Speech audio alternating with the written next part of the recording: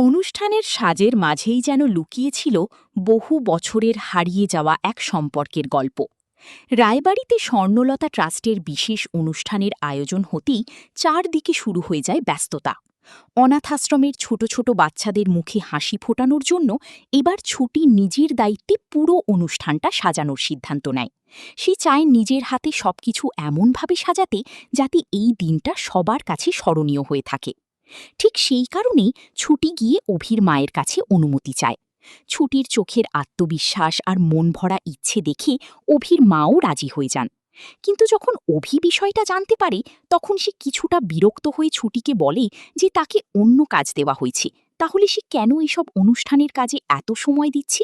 তখন ছুটি শান্ত গলায় বলে, এটা তো বাড়ির অনুষ্ঠান, আর বাড়ির দায়িত্ব তো আমাকেই নিতে হবে। এরপর শুরু হয় ছুটির জাদু। নিজের হাতে কাগজ কেটে ছোট ছোট সাজসজ্জা তৈরি করে পুরো জায়গাটাকে এক অন্যরকম সৌন্দর্যে ভরিয়ে তোলে সে। অনুষ্ঠানের দিন সবাই সেই সাজ দেখে মুগ্ধ হয়ে যায়। বিশেষ করে ঠাম্মি প্রতিটা জিনিস খুব মন দিয়ে দেখতে থাকে, কারণ এই সাজসজ্জার মধ্যে সে যেন খুঁজে পায় নিজের হারিয়ে যাওয়া ছোট মেয়ে বিপাশাকে। ঠাম্মির মনে পড়ে যায় বিপাশাও ঠিক এভাবেই নিজের হাতে বাড়ি সাজাতো। প্রত্যেকটা অনুষ্ঠানে তার আলাদা একটা ছোঁয়া থাকত। আর আজ ছুটির সাজের মধ্যেও সেই একই অনুভূতি ফিরে এসেছে। শুধু তাই নয়, কয়েকদিন আগেই ছুটি যেভাবে নিজের হাতে চা বানিয়ে ঠাম্মিকে খাইয়েছিল, সেটাও যেন একেবারে বিপাশার মতো ছিল। এই মিলগুলো দেখে ঠাম্মির মনে সন্দেহ আরও গভীর হয়ে ওঠে।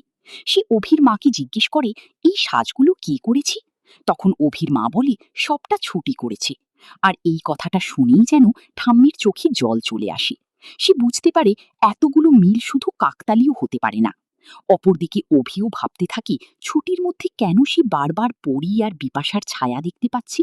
সব রহস্য যেন ধীরে ধীরে এক জায়গায় গিয়ে মিশছে। অবশেষে ঠাম্মি নিজের মনের কথা প্রকাশ করে বলে ওঠে, আমি ওকে চিনতে ভুল করিনি। ওই আমার বিপাশার মেয়ে, ওই আমাদের পরি। এই কথাটা শুনেই যেন সবাই আবেগে ভেসে যায়। বহু বছরের হারিয়ে যাওয়া সম্পর্ক আবার ফিরে পাওয়ার আনন্দে ভরে ওঠে পুরো রায়বাড়ি। আর ছুটি, সে বুঝতেই পারেনি নিজের হাতের সাজই একদিন তার আসল পরিচয় সবার সামনে এনে দেবে।